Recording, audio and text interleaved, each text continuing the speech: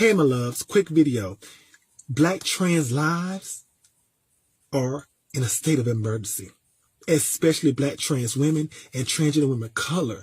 We still are not finished with 2021. We haven't even got to 2022 yet. We haven't even got to Thanksgiving yet. And it's the deadliest year for gender nonconforming transgender people, especially Black trans women and transgender women of color. We need to get the message out. We need more videos reposted. We need these, we need these stories told more. I'm tired of seeing my trans siblings and my trans sisters being shot in their home or, beaten or, it's time out for it.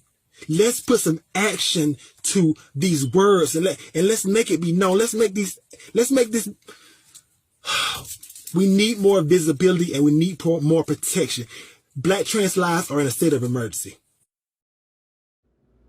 All right, let's do some math. The U.S. population is 329.5 million people. According to a 2017 study called Transgender Population Size in the United States, a meta-regression of population-based probability samples by Esther L. Mearswick, PhD, J. M. Sevelius, PhD. According to that study, 0.39% of the U.S. population identifies as trans in 2017. 0.39% of 329.5 million is 1,285,050. According to the CDC and other trans watch groups, in 2021, 50 trans-identifying people were murdered in the United States.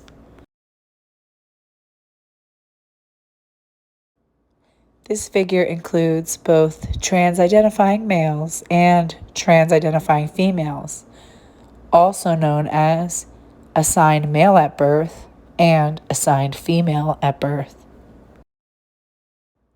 Literally anyone who considers themselves trans for any reason was included in this statistic.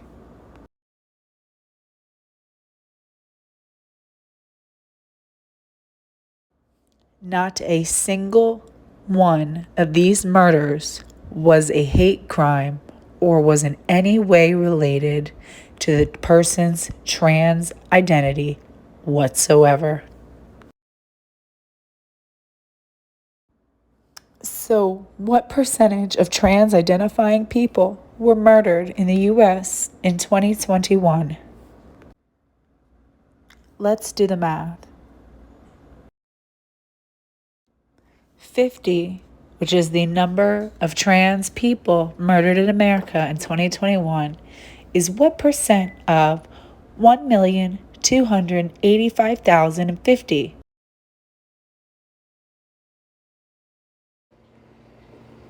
Taking these statistics together, the result is that 0.00389089919% of trans people were murdered in 2021 in the United States of America.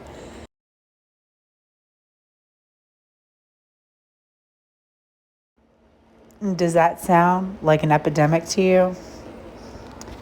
Now, when you break down further and you remove some of the confusing semantical games that trans rights activists use when describing these sort of statistics, we realize that most of the victims are trans-identified males or just regular men.